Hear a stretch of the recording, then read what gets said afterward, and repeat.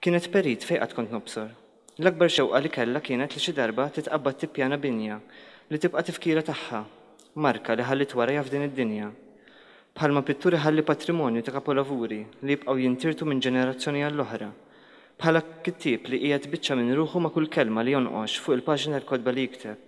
Huma propju binja mill-isbaħ u l-ħsus ta' diversi kittieba li se jagħtu gost lill-udjenza li l-ġimgħa d-dieħla tagħżel il-Festival Letterarju għal serata ta' divertiment.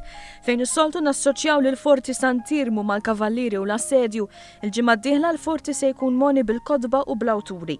Il-Festival Letterarju 2016 se jinkludi 12 awtur u awtriċi minn pajjiżi differenti li se jeżibixxu l-kitbiet tagħhom lill-udjenzi lokali.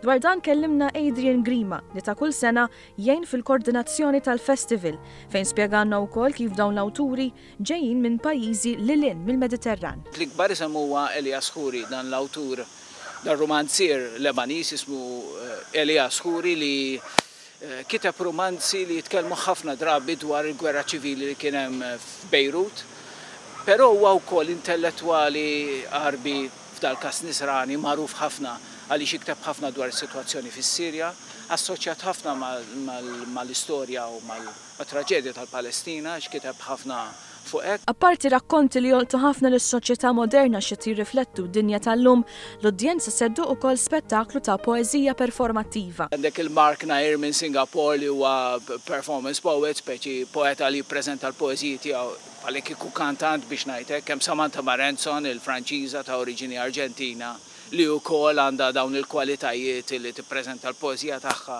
b'mod ħaj ħafna. U din is-sena għandna isem kbir minn Malta, Daniel Massa, li reċentement ippreżenta l-ewwel ġabra tiegħu bl-Ingliż, Barefoot in the Salt Pans, però waqt il-festival se jippreżenta l-poeżiji tiegħu bil-Malti. Dawn huma biss ftit mill-mistednin internazzjonali li se jagħtu spettaklu lill-udjenza b'awturi u poeti oħrajn ġejjin mill-Iran, mit-Turkija, mill-Marokk, il-Libanu u t-Turkija. Apparti wkoll awturi Maltin bħal Rita Saliba, Mark Vella u Abigail Zamit. Iżda l-kemm il-festival se jħaddan ilsna differenti skont minn fejn ġejjin l-awturi, il-lingwa Maltija u dik Ingliża xorta jibqgħu il-qofol tal-avveniment biex udjenza Maltija tkun tista' tapprezza x-xogħol siewi u ta' preġju li se jkun offrut mill-25 sas-27 ta' Wissu. Ħanisimgħu il-Farsi, il-lingwa tal-Iran, ħanisimgħu l-Arbi ta' Elias Khoury, ħanisimgħu diversi lingwi, però primarjament il-festival huwa bil-Malti u bl-Ingliż.